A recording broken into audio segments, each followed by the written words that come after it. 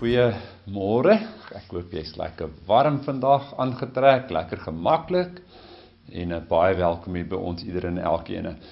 Ja, ons gaan nog net vir so rukkie nog so aangaan en kyk hoe lyk dit. Ek sê nou vir 'n rukkie, ons onbepaald, ek weet nie hoe lank is hierdie rukkie nie, ons het gesê ons kyk maar weer na 30 dae wat gebeur, maar ons is 'n bietjie onsekerhede in die omgewing, so ons wil nie te vinnig begin met die kerk en dan kom ons agter dit was dalk nou nie die regte besluit nie. So, ons sien uit daarna wanneer ons wel een of ander tyd by mekaar kan kom. Ons glo dit sal binnekort of nie, dit sal nou nie jare vat of 2 jaar vat sekerlik nie.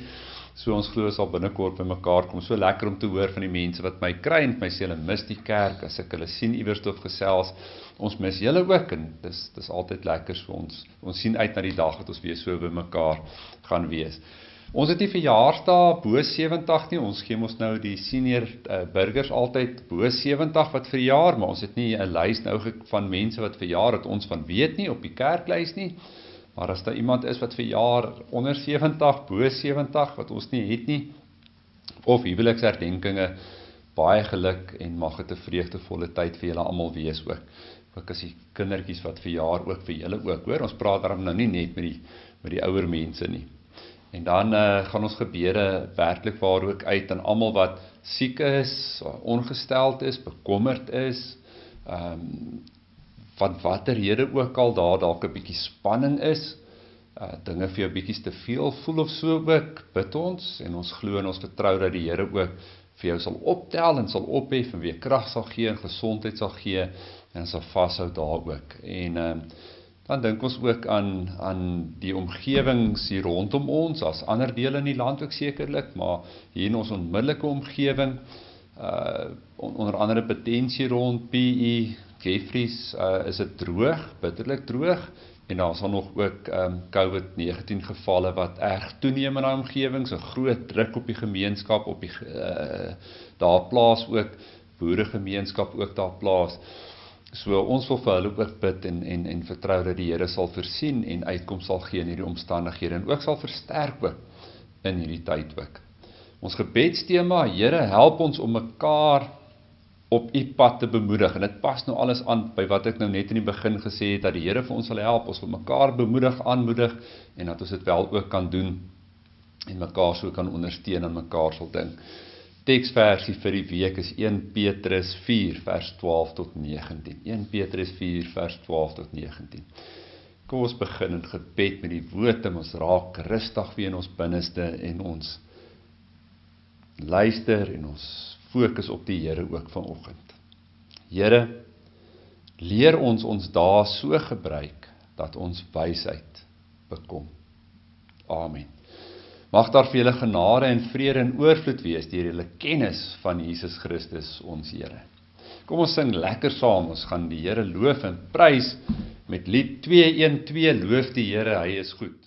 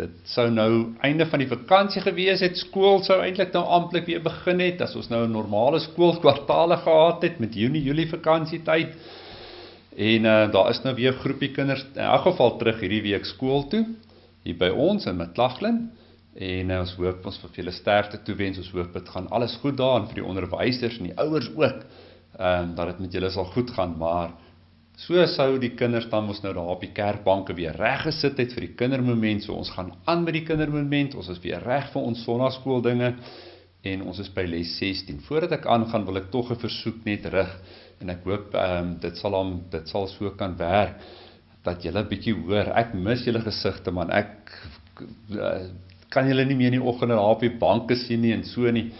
Man, as jy nou wil, as mamma nou wil, en julle wil nou vra 'n bietjie mooi as dit kan, en julle het my WhatsApp nommer, neem 'n bietjie 'n fotootjie van julle saam, van die kindertjies, of so, stuur net, dat ek net kan sien hoe gaan dit met julle, miskien as jy 'n kort videoklip wil, waai vir my, en so, julle sien my mos nou op die TV man, en ek kan nie vir julle sien nie, so, as julle wil, kan ek daarom net sien hoe gaan dit met julle, en hoe lyk julle gesiggies nog, en as julle 'n bietjie groter geword het, en ouer geword het, dan van julle het verjaar nou, so, dis mis julle, en is lekker om daarom op hierdie manier ook met julle te gesels. Nou wil ek gou vir jou vra, het dit al ooit met jou gebeur, dat iemand op jou gepik het, dis nou nie 'n hoender nie, wat pik op jou nie, Julle ken mos die uitdrukking, dit beteken iemand is lelik met jou, iemand sê die hele tyd vir jou goed, of hulle knou jou af, of soos ons sal sê, hulle is op my keis, hulle bly net die hele tyd hier op my, en dis moeilik, en is nie lekker nie. Hoe voel dit? Hoe voel dit vir jou? Ek wil sommer die uitnodiging gee, en vir mamma en vir pappa vra, as julle hierna kyk, druk sommer die pause knoppie, pause hierdie video, ek kom ons nou later weer aanspeel, so vir 'n oombliekie, voordat ons verder gaan lees, pause hierdie video sommer gou daar, en gesels 'n bietjie, as julle wil met mekaar, hoe voel dit as iemand op jou pik, en is daar al, as jy dalk jou storie wil deel daar by die huis, is daar al op jou gepik, dan gaan ons nou verder aangaan, en lees uit Exodus uit.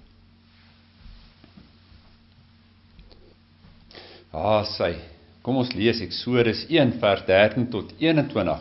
Die Egiptenaars het slawe gemaak van die Israeliete. Israeliete het in Egipte gaan bly, toe daar droogte in hulle land was, en hulle het almal soontoe gegaan, en hulle het lekker gebly vir 'n ruk, toe raak hulle meer, toe word hulle meer, en die farao is toe bekommerd, hulle gaan so baie word, dat hulle eie mense, die Egiptenare uit die land uit gaan jaag, of daar gaan oorlog kom. Toe sê hy, loers, nou lees ons hierso, dat die Egiptenaars toe van die Israeliete slawe gemaak het, en die lewe vir hulle bitter gemaak het, deur swaar werk met klein bakstene, met ander woorde, hulle moes klippe bakstene maak, groot bakstene vir bouwerk doen, hard werk, hulle moes hard werk in die lande, dwangarbeid met swepe en so aan, as hulle gewerk, min betaal vir dit, regtig sleg hanteer daar in Egipte.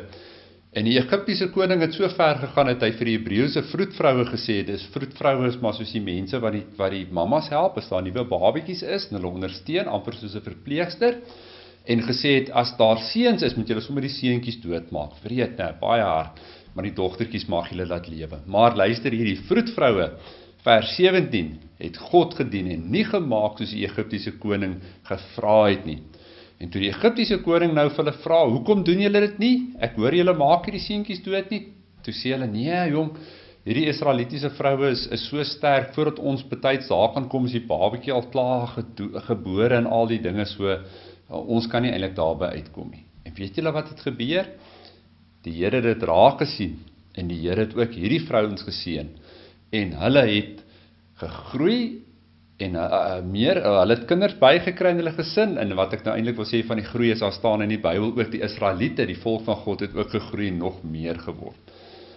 So dis belangrik vir ons om hierdie raak te sien, hulle kry swaar, maar God is goed en hy sorg vir hulle, en hy beskerm hulle nog, en hy sorg dat daar nog seëning vir hulle is, ten spyte van die swaar kry. So ons het nou gevra, het iemand al op jou gepik? Is daar iemand wat lelik met jou is, of lelik was die afgelope tyd iewers met jou, dan is dit nie lekker nie, En ons dink baie keer Godse kinders, as Godse kinders mag dit nie swaar gaan met ons nie, dit mag nie moeilik gaan nie, mense mag nie lelik wees met ons nie, maar ongelukkig leef ons in 'n wêreld waar dinge verkeerd gaan, in 'n wêreld waar al ander lelike mense ook is, maar die goeie nuus is, as ons nou hierna kyk, en ons lees na hierdie stukkie in Exodus, God sien dit raak, en God sorg vir sy kinders, hy help sy kinders, al gaan dit moeilik, al gaan dit swaar, al is dit nie lekker nie, en is daar mense wat lelik is met jou, sien God dit raak, en soos hierdie vroedvroue wat gekom het, en hierdie Israelitiese mamas gehelp het, en die babiekies beskerm het, so stuur die Here baie keer op my en jou pad mense, om ons te beskerm en ons te help, sodat in spite van die lelik wat ander mense aan ons doen, en die swaar kry wat ons het, ons toch kan voel dat het goed gaan, en dat daar goeie dinge met ons gebeur, en ons besef die Here kyk uit na ons, en ons kan vir die Here baie dankie sê vir dit, die Here het dankie gesê vir die vroedvrouens, deur vir hulle meer kinders te gee, en ook gesinne te gee, omdat hulle hom gedien het, en nie die mens nie. En weet julle wat, saam met hierdie wil ek nou sê, waar hierdie les vir ons leer, dat die Here vir ons help, al gaan dit swaar, hy stuur iemand op ons pad, wil ek ook sê, partykeer is ek en jy daai persone, mamas, papas, partykeer is ons daai persone, onderwysers by die skool, partykeer is julle daai persoon, wat op die pad gestuur word van ander mense, om hulle te help, as ons sien mense knou hulle af, of is lelik met hulle, en hulle te ondersteun, so kyk ook mooi, dat jy nie altyd net sê, God moet my help nie, maar maak ook jou oë oop, soos die vroedvrouens, vra dat die Here jou sal help om te sien, waar kan jy ander help, as hulle sleg behandel word, of afgeknou word, nou ja, julle het so lanklas seker, jy sing daarom die ander liedjie saam, julle het lanklas 'n kinderliedjie gehad, so kom ons staan lekker op, en sing lekker, en loof en prys die Here, die liefde van Jesus is wonderbaar.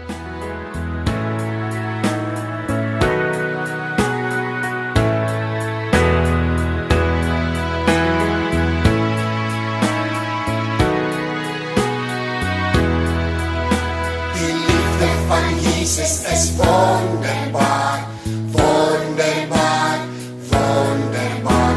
Die liefde van Jesus is wonderbaar, so wonderbaar vir my.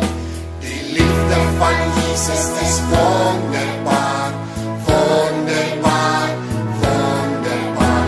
Die liefde van Jesus is wonderbaar, so wonderbaar vir my. Ons verheerlik sy naam, kom ons verheerlik sy naam, alles verander maar Jesus nooit, kom ons verheerlik sy naam.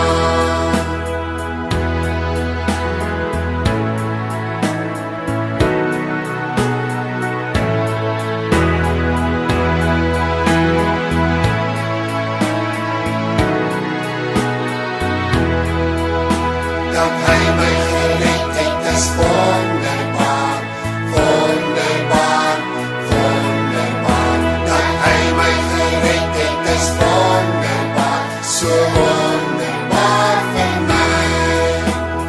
Kom ons verheerlik sy naam, kom ons verheerlik sy naam. Alles verander maar Jesus nooit, kom ons verheerlik sy naam.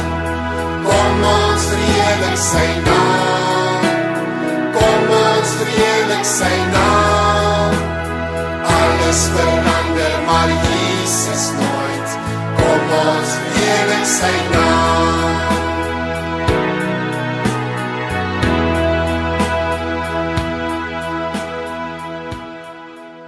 Ek hoop jy dat sommer lekker gesing, en ek hoop jy mamas en papas het ook so 'n bietjie opgestaan en gesing, want dat jy so 'n bietjie breek het en dan weer kan sit en lekker luister na die volgende gedeelte ook. Ons gaan kyk na die wet, die samevatting van die wet, want ons wil aangaan, ons is by ons 4de gedeelte, wat sê ons moet die Here dien, met ons hele verstand ook, onthou ons nou gesê, ons moet die Here dien, lief hê met ons hart, met ons siel, met al ons krag, en nou wil ons fokus op die Here te dien met al ons verstand ook. So ons kyk weer vanoggend na die samevatting van die wet in Lukas 10 vers 25 tot 28. Daar was 'n wetgeleerde wat aan Jesus 'n strikvraag wil stel. Hy staan toe op en vra: "Meneer, wat moet ek doen om die ewige lewe te verkry?" Jesus sê vir hom: "Wat staan in die wet van Moses geskrywe? Wat lees jy daar?" En hy antwoord: "Jy moet die Here jou God lief hê met jou hele hart, jou hele siel, al jou krag en al jou verstand, en jou naaste soos jouself."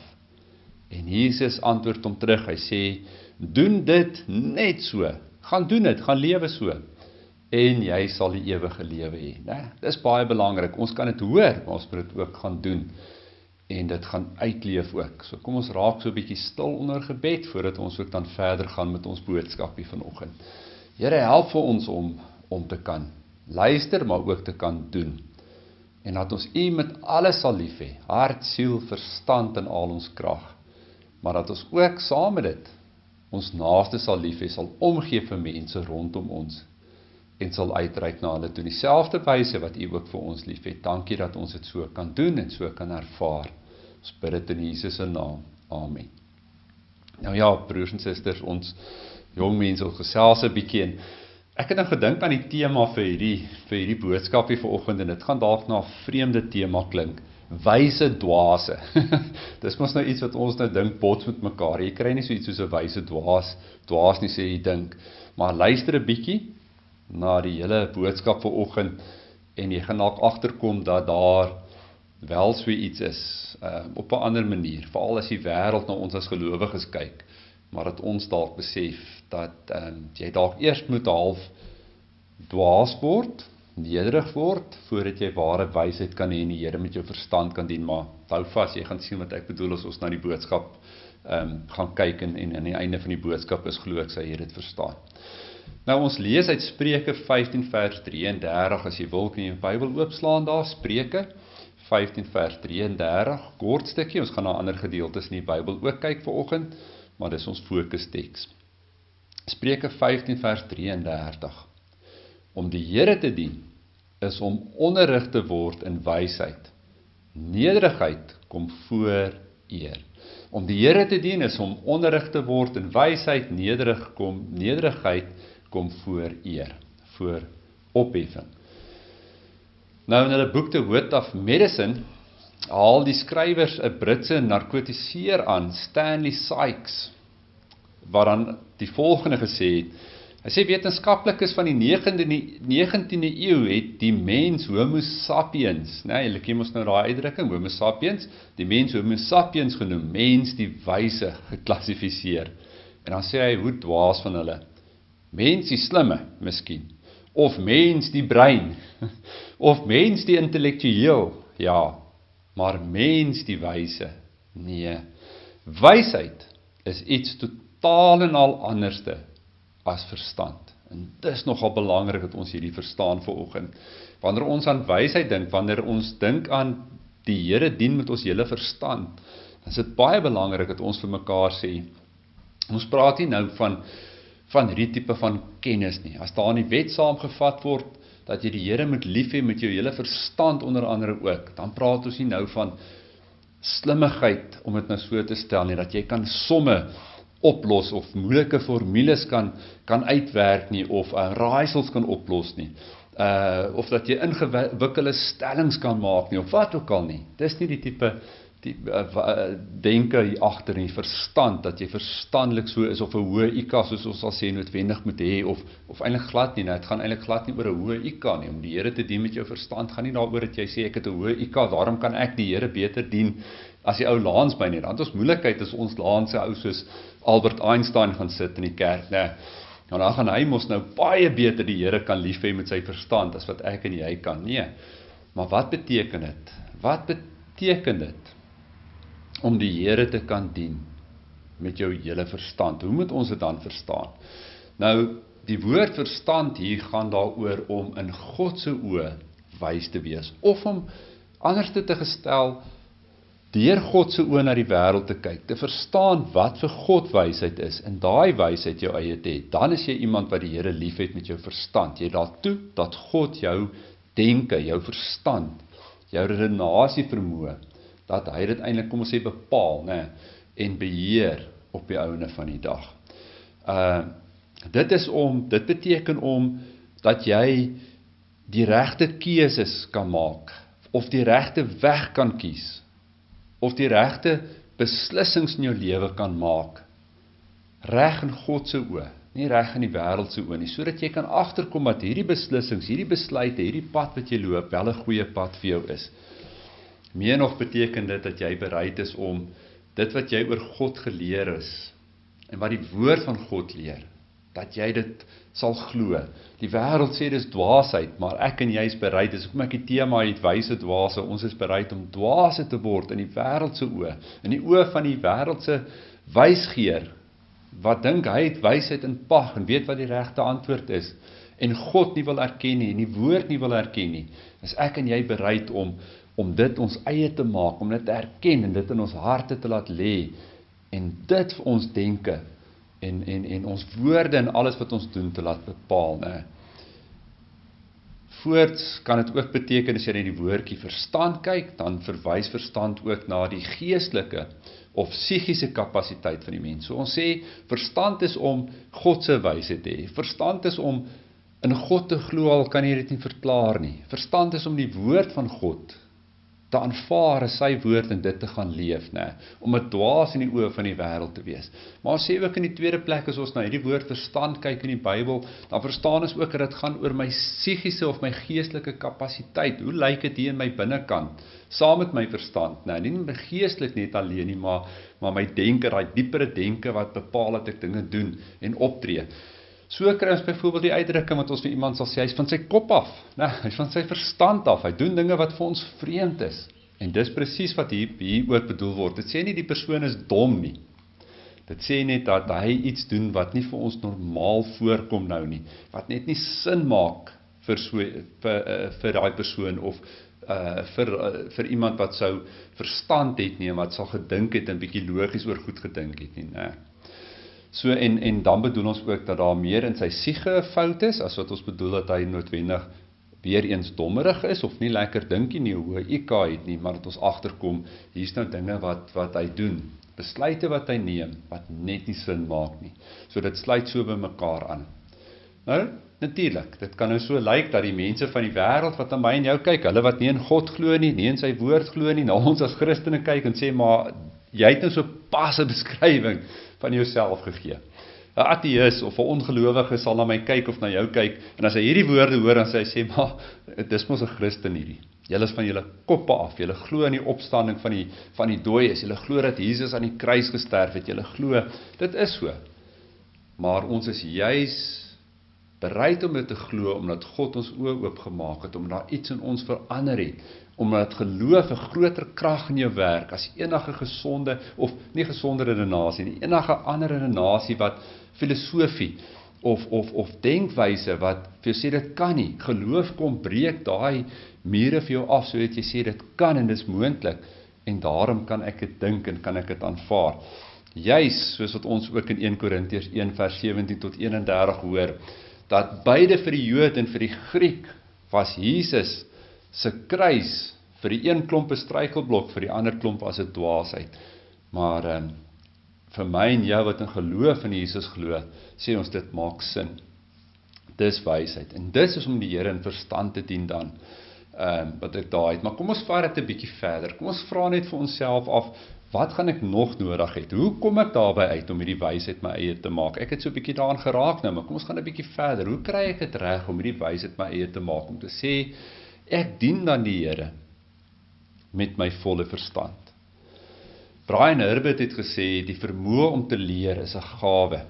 Die vermoë om te leer is vaardigheid. Hy sê die gewilligheid om te leer, dis 'n keuse. Jy kan die vermoë om te leer, dis 'n gawe. Jy kan die vermoë om te leer as 'n vaardigheid, maar wil jy leer?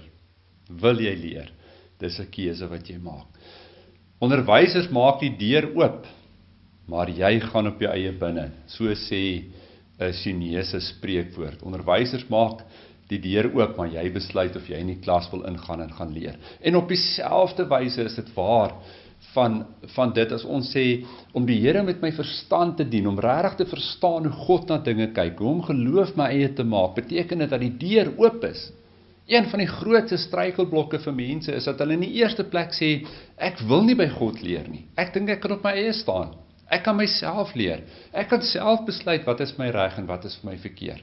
Ons het dit al met die sondeval gesien in Genesis 3.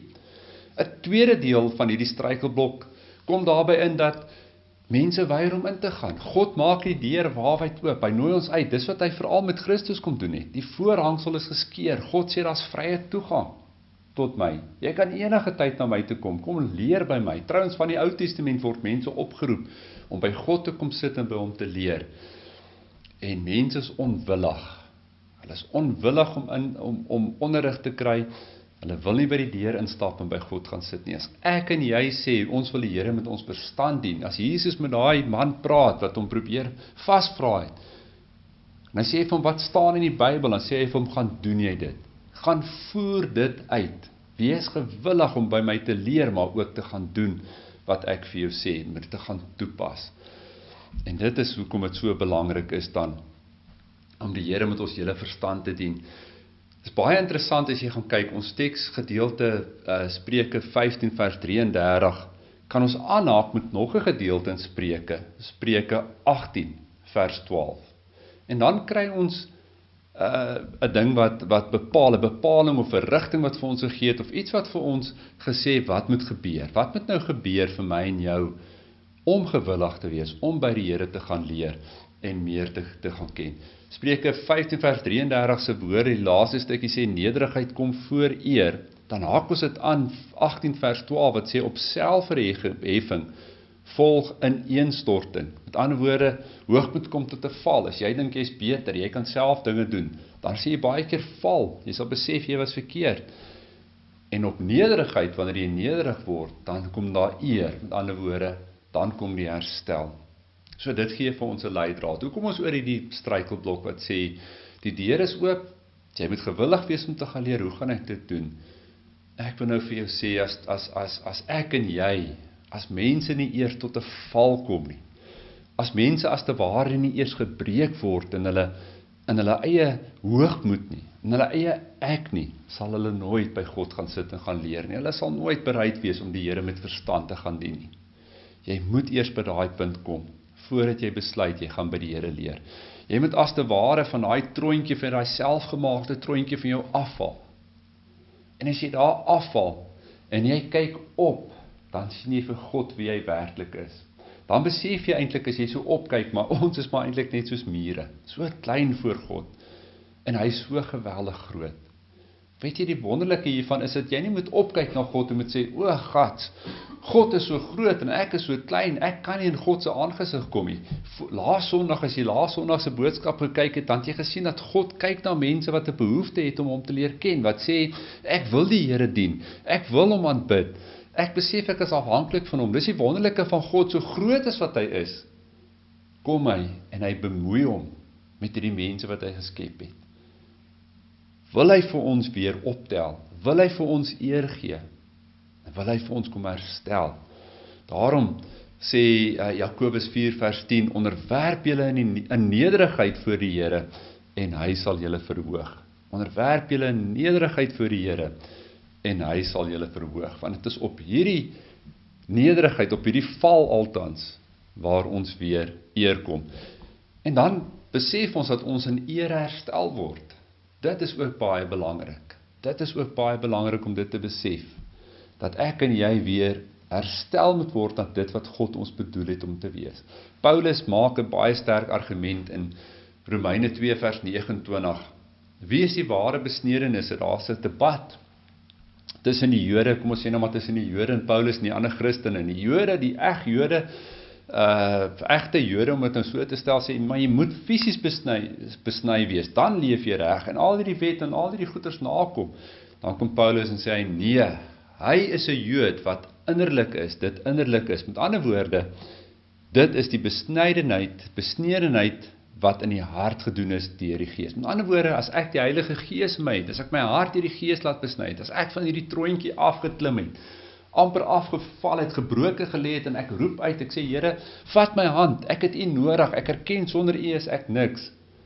Dan kom die Gees en hy kom besny my hart, hy kom woon in my binnekant, dan kan ek begin dink soos God dink. Dan kan ek in wysheid praat en optree, ek kan dinge begin sê wat van God direk afkom en wat begin sin maak in 'n wêreld wat miskien vir die wêreld daar buite nie sin maak nie, maar in my hart en in 'n geestelike wêreld kom ek agter dat dit sin maak.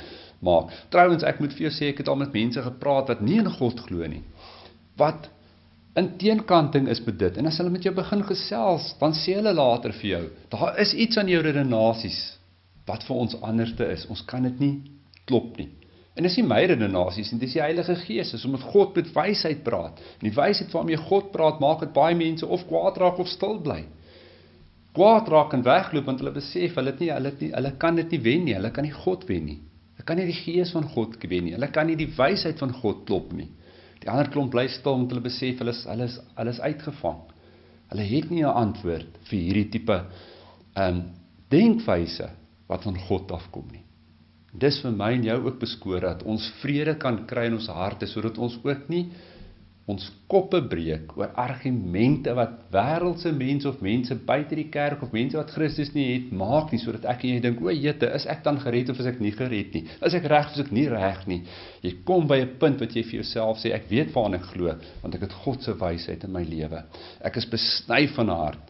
En so word ons in eer herstel. Psalm 8 sê ons is met eer en aansien gekroon. Ons is die kroonprinse en prinsesse van God.